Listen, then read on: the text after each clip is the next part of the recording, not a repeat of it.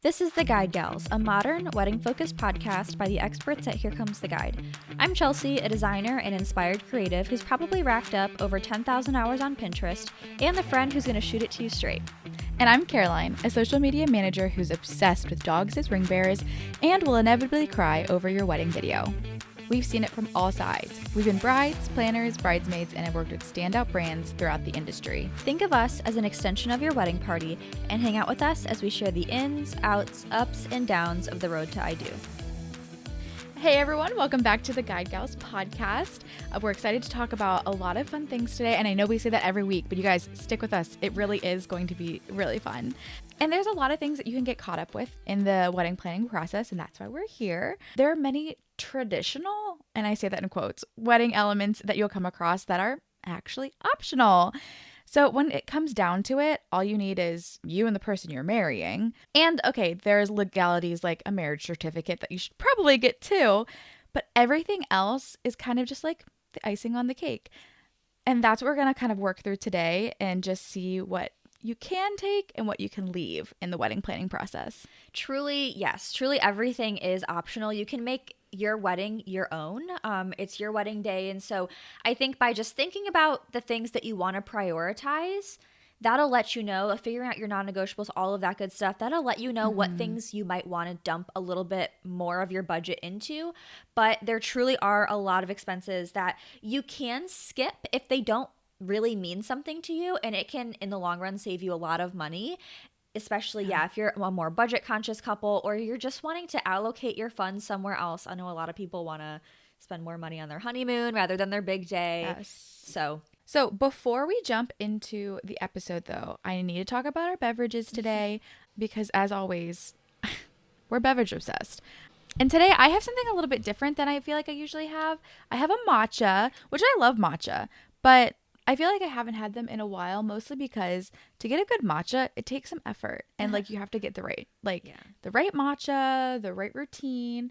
This is my like cheat method to it. I think you guys have heard me talk about my cold brew concentrate. They also have a matcha concentrate, which I decided to try. Ooh. And I like. It's not my favorite matcha in the world because it does come already like pre-sweetened. So I love like matcha with lavender. So good. And this is a lavender matcha, but it's just like a little too sweet because the matcha is already sweetened and the lavender syrup is sweetened. So got to figure out those like proportions, but it is a quick and easy way to get a matcha, and I am slurping it down right now. I haven't had matcha in a long time either, and I really like it. I, for a while, was getting like hot ones, and it's summer. If I don't know when you're watching this, but right now I feel like we have just exited like a major heat wave. So a hot matcha is like not the vibe, but I haven't had an iced one in so long, probably because I don't make them very good myself. You sent me some matcha though. You sent me some matcha like over a year ago. I still haven't gone through that little tub of it, but it's really good. It's good. I need to return to matcha, I think. You may have inspired me. Good. Yeah, but today I'm drinking also tea, not matcha. It's a can of this. It's called Steez. I haven't had these in a really long time, but yeah, they're really delicious. What flavor is it? Raspberry. I like their peach green tea. I had that one yesterday. Yep. Yeah. Yep. It's so good. They are really good. We love a good beverage, and I can't wait for the fall beverages. Probably by the time you hear this episode, I think are you guys early September when you're actually listening to this episode? I think that's the or schedule. If you're listening to this or if you're listening to this like months afterwards, so be it too. But just know that we are fully anticipating fall beverages at this moment, and I think that's like my favorite. I mean, fall is my favorite time of year. Fall beverages are coming so soon, and I can't wait. Yeah, I can't wait. We're both like not summer girls. No. I'd like to say we're not haters, but like I'm kind of a hater. I don't like to be hot and sweaty. But yeah, Same. The season change, I'm really looking forward to. Really quickly before we jump into the episode, I want to tell you guys about my side quest this weekend. In our intro, we always say like we've been brides, planners, bridesmaids, we've been vendors, yes. We've been like all of these different things. This past weekend, I checked off 2 new vendor titles off of my list. Not that I have like a list that I'm like trying to check off, but now I do. this past weekend, I was a content creator for a wedding and I was a photographer for a wedding, which was crazy. The wedding that I did content creation for is my friend Lola. I met her in college and now she has quite a big following on TikTok. She's like 250,000 followers. You should follow her. She does really wonderful like everyday fashion and is just so sweet. And got to do content creation for her. Her day was beautiful. Beautiful. I think at some point, if we could get her on the podcast, I would love it because she had this beautiful chic wedding, but she did a lot of things on a budget. Her veil was $20 and you'd never know. Like she kept talking about it at the wedding too. Like everyone at the wedding had to have known that it was $20, but it looked incredible. It looked so It good. was very pretty. I watched from Yeah. afar of like from the content that you created, and you did a really great job. Thank you. Thank you. It was so fun. And I think my position at Here Comes the Guide, I'm the social media manager. You've heard me talk about that before. I think it really prepped me for a lot of that. So it was super fun. And then I was a photographer for another wedding. This wedding was so laid back. Quite honestly, I love photography. Chelsea and I both kind of dabble in photography in our free time. I've never wanted to do wedding photography. It just like stresses me out too much. It's a lot of pressure. It's a lot of pressure. There's a lot going on. But this couple is I've known the woman for a long time. This is both of their second marriages, so the tone of the wedding just felt way different than, I don't want to say a normal wedding, but kind of. They just like everything was so laid back. It was such an emphasis on the people that were there. It felt like family photos almost. Like it was just very different. So I don't know if I'm like itching to do another wedding again soon, but I had a lot of fun doing this one and it was just cool to, I don't know. I wanted to share that with you guys that like when we say we've done a lot of things in the wedding industry, we kind of mean it. Yeah, I mean, you way more than me. I think I think I like dabbled in like a different side of things, but you are like really in there. Like really in the trenches of Yeah. wedding days. I know that you've played a lot of roles when it comes to weddings, and I've honestly never even been a Yes. bridesmaid before. So, yeah, like you have a lot of experience there. So, Yeah, and I love it. But yeah, don't ask me to do things because I will say yes. yeah, Um, that's what's gotten you there. yeah, that's the insider info. So don't ask me because I will say yes. And I need to learn how to say no. All right. So, getting into some expenses that you can skip if you would like to. Number one, we're going to talk about is an expensive venue. So, your venue is going to be a really big cost when you break down like the budget percentages. And so, yeah, I mean, like that's something that you can expect up front. But you don't have to always choose like the most expensive one. There are lots of options and some like more out of the box options that you can think through depending on your location and time of year, all of that good stuff. There are a lot of alternative locations that could end up saving you a lot of money. So, things to think about, you could even opt for like a backyard wedding, like if you have a family member or yourself that has like a really beautiful space. Beaches, there's some public beaches that you could do, or like a public park. Of course, you want to make sure that you actually have permission if it's needed to get married in these kind of like more public spaces. But yes, there are a lot of options out there, and it doesn't have to follow like we're going to talk about a lot of things breaking like that more traditional like set of rules that aren't really rules in this, but you can break tradition in this way too. So yeah, and these alternative spaces can offer like a lot of character and like bonus points if you find something that really like plays into your love story with your partner.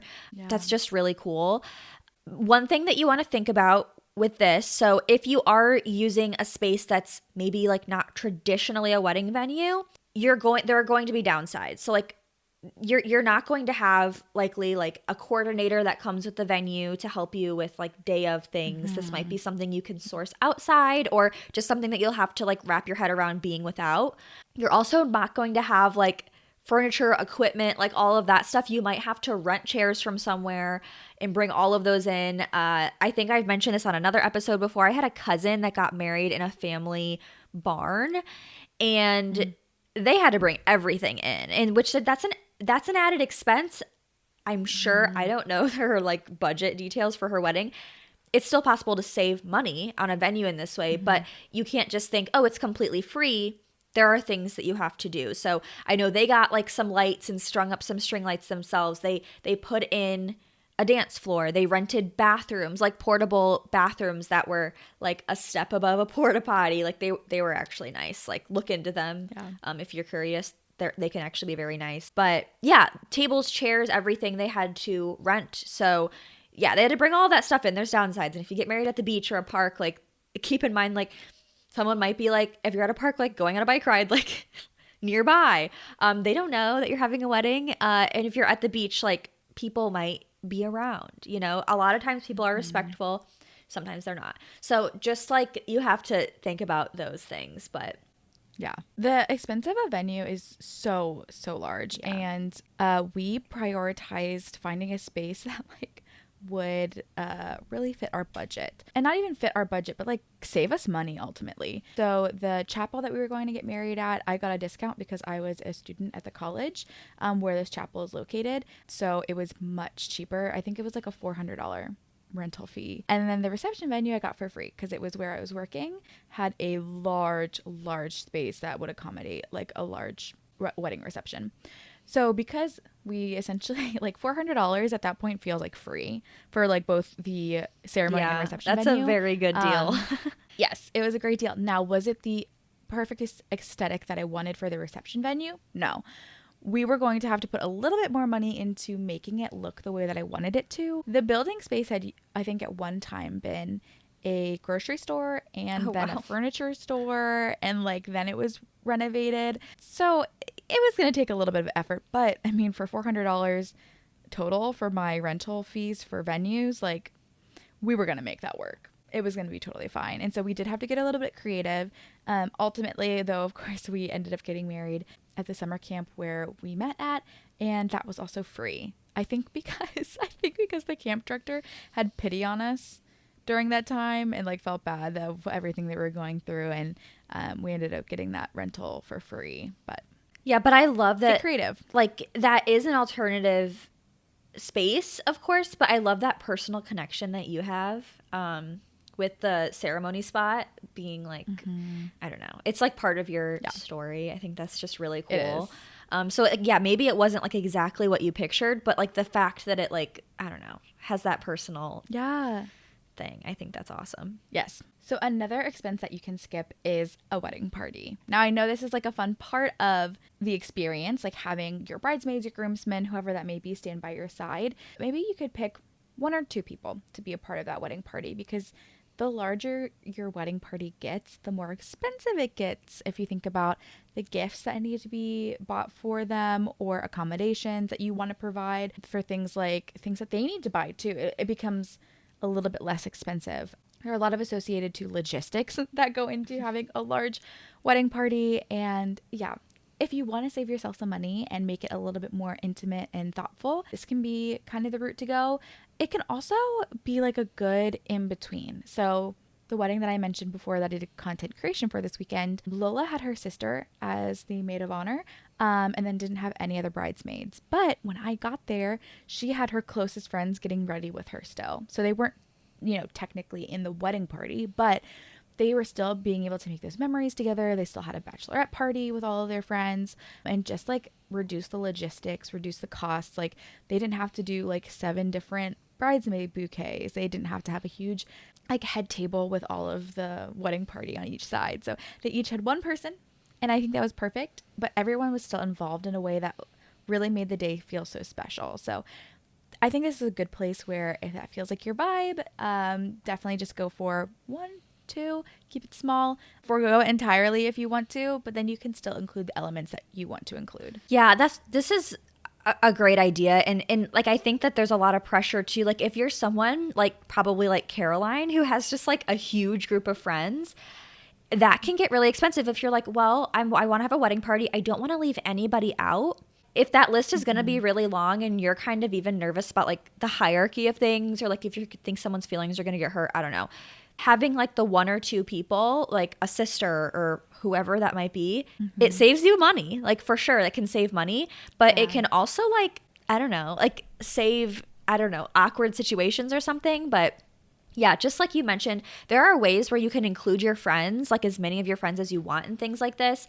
I've seen people do like bachelorette parties even, where it's like maybe they have a wedding party or whatever, but their bachelorette party invite list goes beyond that wedding party, and it's just like a big girl party. Like all the friends are invited, like Yeah. which I think is really fun. There's lots of things you can do to like save money in that way and still make people feel included or make sure that you are capturing what you want to capture. Yeah, I feel like you're just picking the best parts of what a wedding party offers without adding the expense that comes with it. Right.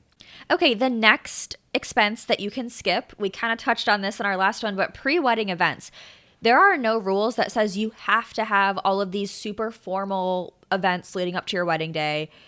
You just don't have to. And if you want to have all those events, like if you want to have the shower and the bachelorette party and all of those things, there are ways that you can do it in a super affordable way. So like I said, with that bachelorette party where maybe it's like something more casual where you invite a lot of friends, but you don't like go on a trip to Fiji. Maybe you just like have a sleepover, like a big like sleepover. How fun would that be? Like returning to like childhood.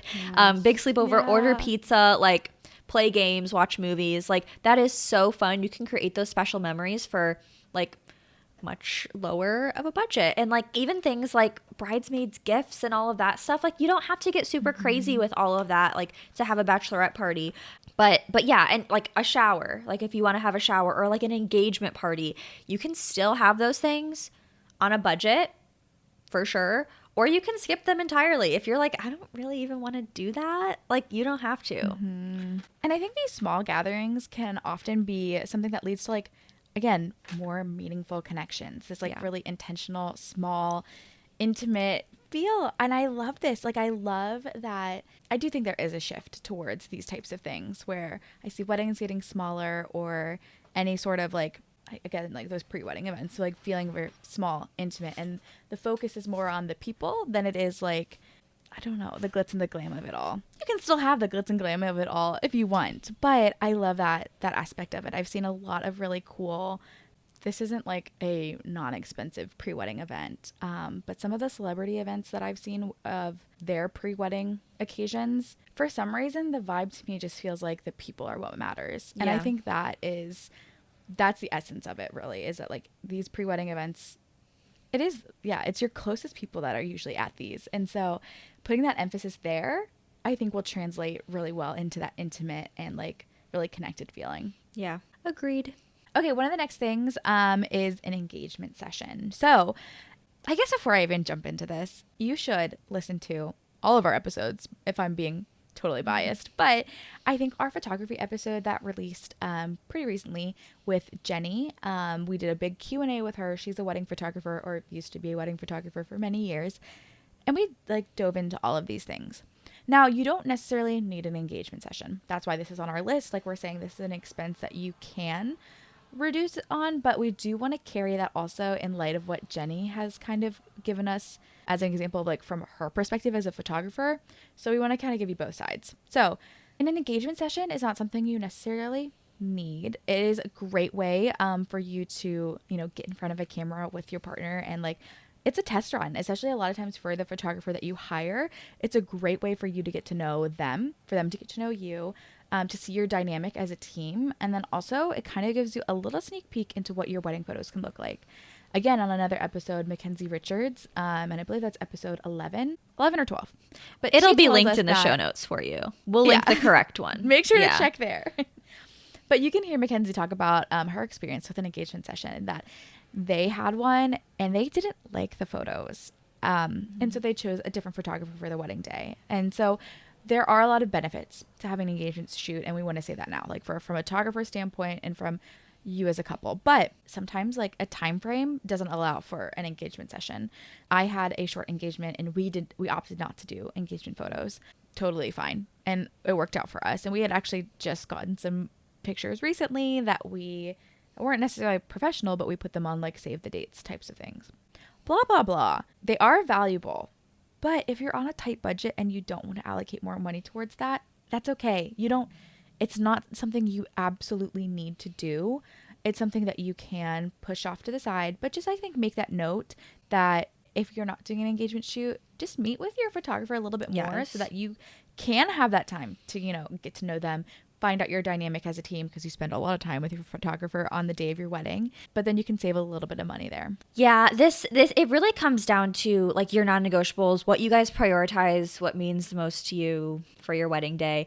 For me personally, photos matter so much. And I've heard from so many people that like what's an expense that like or what's something that you wish you would have invested more into for your wedding, and they say like photos because like, you know, it's the memories captured and they last forever. But yes, if this isn't something that means a ton to you, or yeah, if you're on a short timeline, or if you're on a really tight budget, there are other options. So in an ideal world, you have the budget to be able to work with the same photographer for both an engagement session and on your wedding day. So you have that relationship building and everything matches. I love that too. Just like the vibe of your photos will match, the editing style, all of the things. But if budget really doesn't allow for something like that, it's okay. You still have options. So, like with what Caroline did, it sounds like you guys just got some photos that were meaningful to you and that you liked, that so you were able to use them for save the dates, whatever. You can do that. iPhones are pretty good.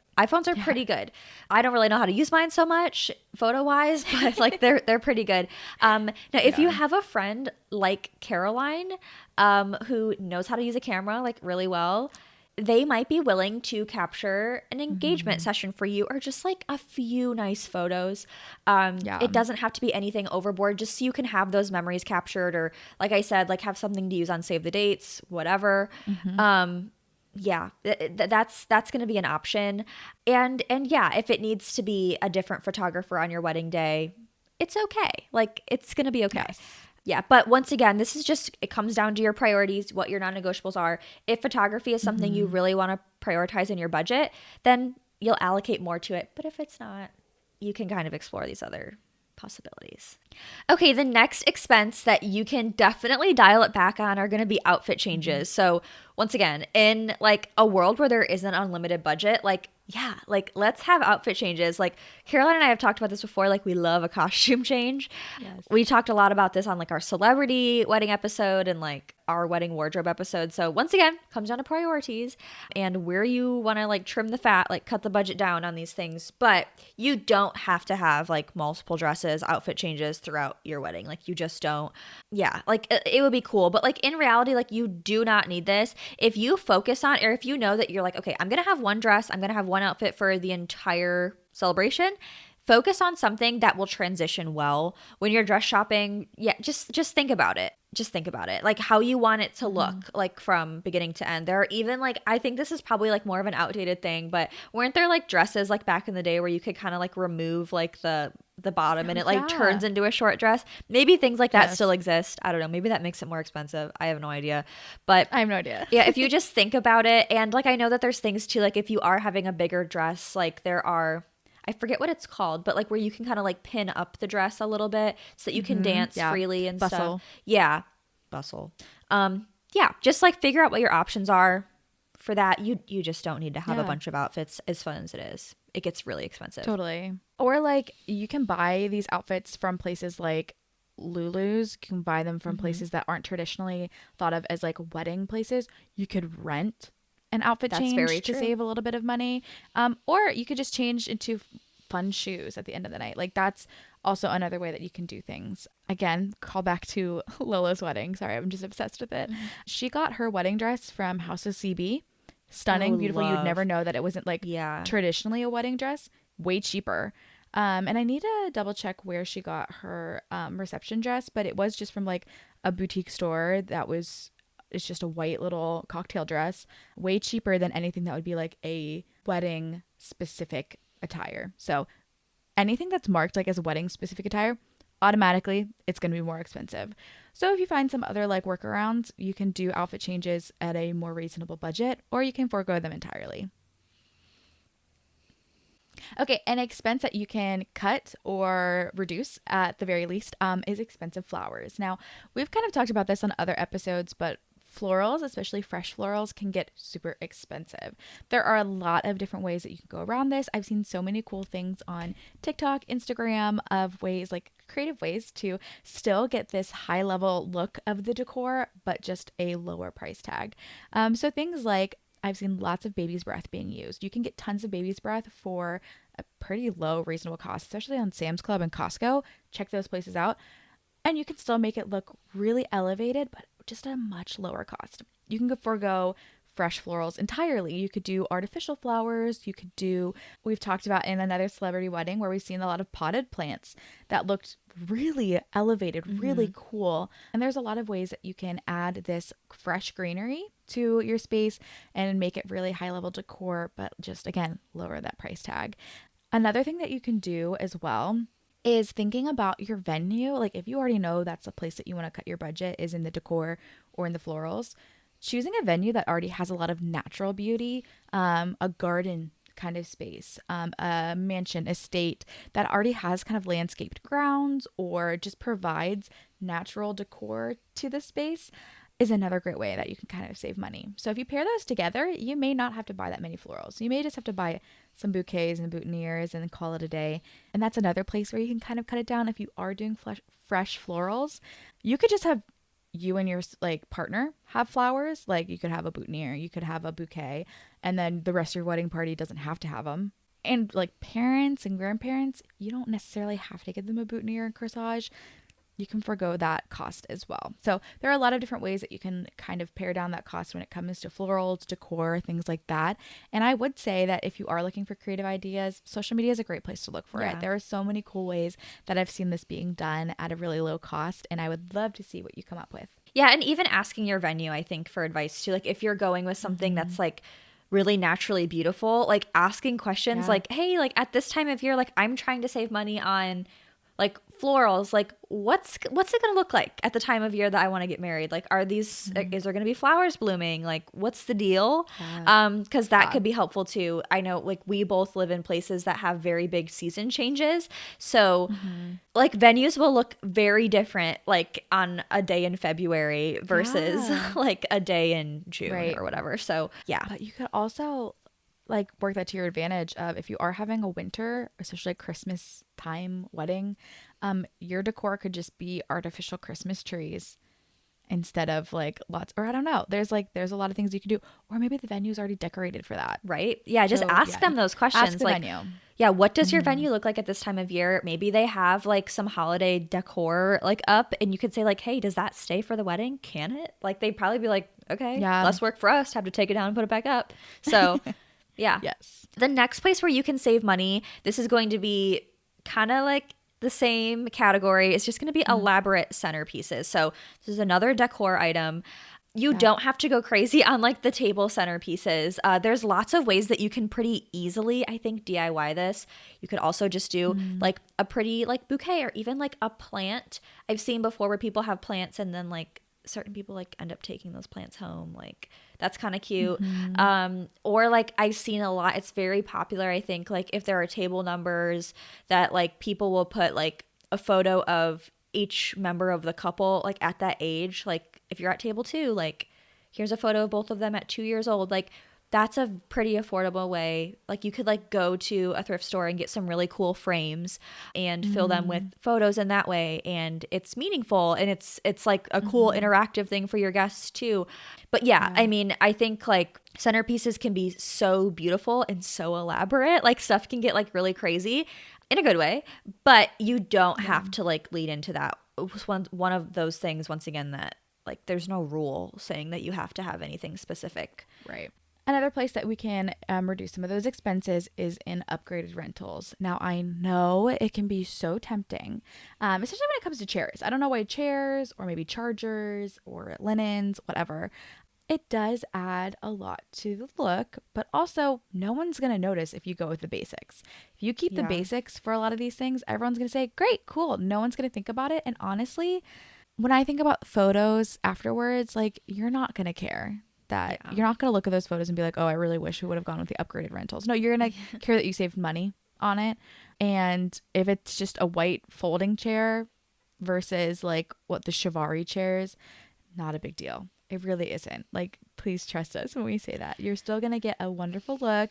I mean, I guess as long as they're not like metal folding chairs, maybe that's where I draw the line. I'm picturing a really ugly chair as well. Yeah. I don't know. There's like these plain white folding chairs that I'm thinking of that I'm like, A lot of times I feel like that's the base package, and it could vary at your venue. I, who knows what that's going to end up looking like, but as long as your guests have a safe place to sit and a wonderful place to eat, I think no one's going to notice. Yeah. And it's you can save so much money. These rentals can cost a lot, especially if you have a large guest count. So I think it's just a good place to think twice about, okay, what's my decision going to be? Yeah, it is. And I think about too, if you're like, you know what, like we really need to cut the budget here. I don't love the look of these chairs or linens or like whatever. Like I'm not Mm-hmm. totally in love with these. You could even just like prioritize, like maybe like, hey, like I don't love like the look of like these things at reception. Like, can we like maybe try to focus, like talk to your photographer? Like when we Mm-hmm. capture photos, like maybe like not all of the reception photos, but like maybe just say like maybe we can prioritize getting some moments captured like outdoors or like whatever, like so that it's not just like all photos of like the thing that you didn't like that much. And the photos that you're gonna love anyway, I always go back to photos, but the photos you're gonna love anyway aren't gonna be like the detail shots of your decor. Like those are cool, Right. but it's going to be like the ones of you like interacting with your spouse or like your Mm-hmm. guests or whatever. So I think that's one of those things, especially in planning. It's so easy to get obsessive and be like, oh my God, I want the best of everything. And like now I'm thinking about this tablecloth and like, well, I have to get the super nice one. Like, you so don't. Like, that's like one of those details that you're Yeah. not going to remember, like Caroline said. And your guests Mm-hmm. aren't going to be like, wow, this is an incredible tablecloth. Like they're just like they're not going to even realize. So, Right. yeah. Okay, another expense that you can kind of cut down on is going to be your vendor packages. So, when you are booking vendors, like any of them, most of them will have tiered like package systems. So, for example, I'm Mm-hmm. going to go back to photography.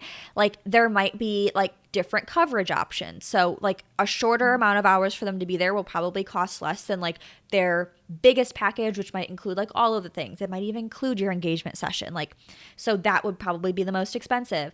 There's going to be a lot of examples here, like even catering, like there's like different things. Like maybe you get Mm-hmm. like you opt for like not the plated dinner and like maybe it's like a buffet style and it's still really good food, okay, but it's going to be cheaper. Like that's Yeah. going to be like their cheaper package. So if you Totally. want to incorporate all of these vendors at a lower price, you can opt for doing for all of them or some of them just that like Yeah. most basic package that they offer. So yeah, Mm-hmm. and once again, this is another one of those places where you're like, oh, but I need the best of the best. Like for some things you might want to like prioritize those, but probably not Mm-hmm. for everything. So yeah, figure out your Yeah. non-negotiables from there. Yeah, and that kind of like leads into the next kind of category, which I think pairs well with this, is the past appetizers. So you do not need to have like everyone walking around with like different hors d'oeuvres and like serving them directly to the guests. Like there is a fun in that, but you can also just have a table of like charcuterie boards. You could also have veggie and fruit plates just sitting out for people too. There are a lot of ways that you can still obviously feed your guests, have a nice cocktail hour. Don't skip that. I've been to weddings where they have, and that's never fun. So don't skip it entirely, but there are a lot of ways that you can just, have them available, but they don't have to be served. They don't have to be super elaborate unless you really need to have like pigs in a blanket, whatever.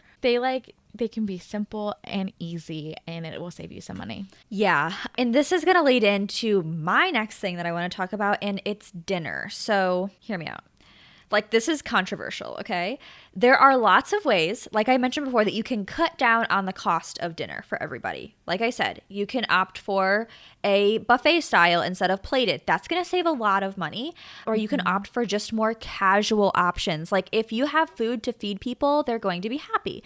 There's also the option that you can skip dinner entirely. If you're going to Mm-hmm. do this, tell your guests, okay? Like tell your guests. Like also I Yeah. have heard a story too about like people who did just like a bunch of like past like appetizer type foods for their wedding. Like that's Mm-hmm. all that it was going to be, and so they spent some extra money on that. And like the past appetizers were really good and there were a lot of them.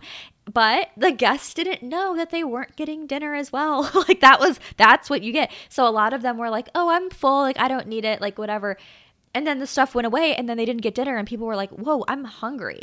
So, anyway, you can do anything with your wedding. Like if you say like, "Hey, like we're not gonna serve dinner. Just make it clear, because weddings can end up being a long day. People will get hangry, not just hungry, hangry. And yeah, just communicate that. Like maybe you have a ceremony and then you have some time in between and then you have your reception or whatever.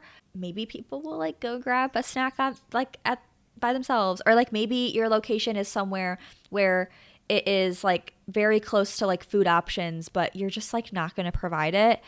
Just make sure and communicate like what, like if you're going to skip dinner or you're going to do something alternative with dinner, communicate it with your guests. I think is important, just so that way like nothing weird happens or people aren't like left like really hungry at the end of the night. But yeah, there are options here, and you could, like I said, there are cheaper options. Like I know a lot of people do the food trucks. I'm not sure if the food trucks are actually cheaper or not. They're more casual, Yeah, so I it don't know. seems like they might be cheaper.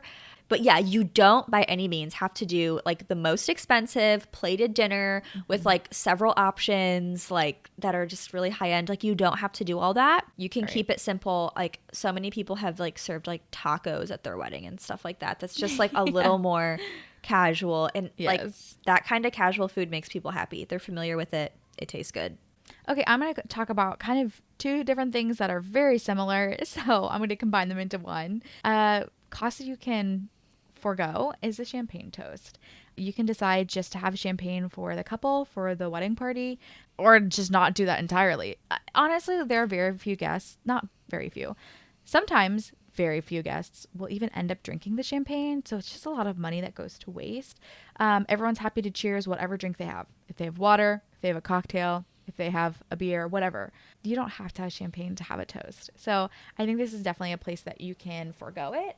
Sometimes I've seen just, yeah, the couple having it at the wedding party. So if you really want to have champagne, go for it. Absolutely. If that's something you need to have. But it also saves cost on like having to supply champagne glasses. It's another And just rental like who's item. doing that. Yes, who's doing that service too? Who's filling them? Who's going like it provides another job that the caterers have to do potentially, or someone random, and it can just take a lot of time and effort and money and rentals. So that's definitely something you can forgo. There are also a lot of ways that you can reduce cost when it comes to the bar. So if you don't have a totally open bar, that's a great way to reduce the cost. If you serve very specific things or have a very specific, like just narrowed down menu, that's a great way to still provide alcohol if you want to have a bar option, but just have it be like a little bit less. You can just do beer and wine. That's definitely an option we see a lot of times at weddings, and nobody would blink an eye if that was the case. Or hosting the bar for a set number of hours and then switching to a cash only bar. That one I think is a little bit harder because you set the expectation that it is somewhat an open bar, and then when it does become cash, like that's a little hard. But if you're going to do that, you can. It's your wedding. Do whatever you I've want. seen a lot of people do that, honestly, and it's like you can do whatever you want. Once again, just Yeah. communicate with your guests. Like have like a little sign Yeah. or whatever, and Yeah. There's a way to do it too. I think I've seen people do like if you have a drink ticket or two at each seat, where like that's the number of free drinks that you get, and then you have to pay for it after that. Like that's a clear way to communicate like these are your free drink tickets, and then once you don't have them anymore, or if you want to go take some from another guest who's not going to use them, great, finagle your way around that like as a guest. But I think no matter what, if the guests have to pay for anything at any time, communicate that, because they'll need to bring things with them to be able to obtain that alcohol. So just, good communication. But those are some options that you can take if you want to keep the bar to a minimum. also like they shouldn't be like so clueless to think that like you're going to a wedding. If there's going to be drinking, like you can't always assume that there's going to be an open bar. Like yeah, they can figure it out. Like they will be just fine. They will be so fine, and they're going to be happy to be there to celebrate Yes. with you as well. So yeah. Okay, the next expense that you can skip that I'm going to go over is live entertainment of any kind. So you don't need to have like a live band there. If that's something you want to prioritize, then once again, non-negotiables, like work that in, but it's not necessary. You also like there's so many like forms of live entertainment that I've seen, like there's been some drama about it recently, but I've seen like a lot of like those like live painters at weddings. Like that's really cool. You don't have to have it though. Like all of these things, especially with social media, it can just make you feel like you have to have all of the things. But any form of live entertainment, you really don't have to have. You just have to like get married and celebrate with your guests. So there's that. And then also wedding favors, especially pricing wedding favors. So you don't have to have wedding favors at all. Like I've seen so many times where people like have a wedding favor just for the sake of having a wedding favor because it's like a box they feel they need to check, and people don't even take the items home. Like they're all left all over the place. And yeah, it's like so unnecessary, and it's a big expense, especially if you're getting something that's like, I don't know, expensive. Like, so yeah, if you want to have wedding favors, our advice, I think we've talked about this before, but our advice is to make it functional in some way. Like if it's like a little, like your favorite candy or like something like that, like that's very affordable, maybe depending on what kind of candy you like.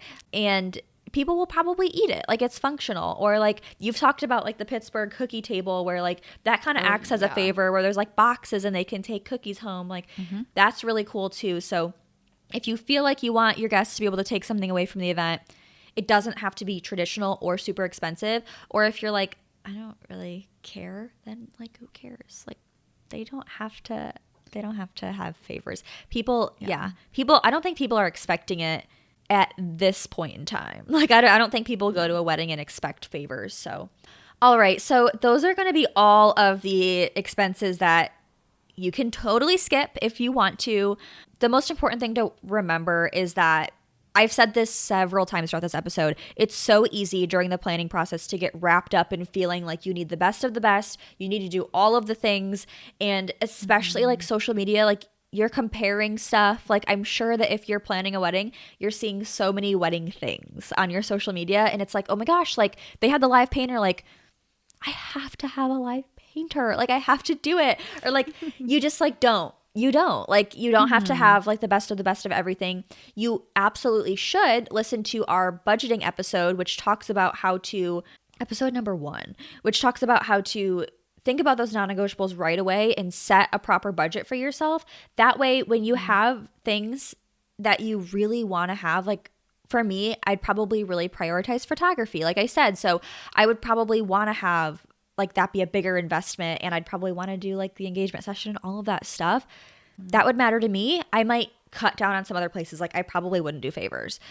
Just my personal thoughts. If you wanted an example, Totally. no one asked for that, but I provided it. But yeah, at the end of the day, the most important thing is getting married and just having fun. Absolutely.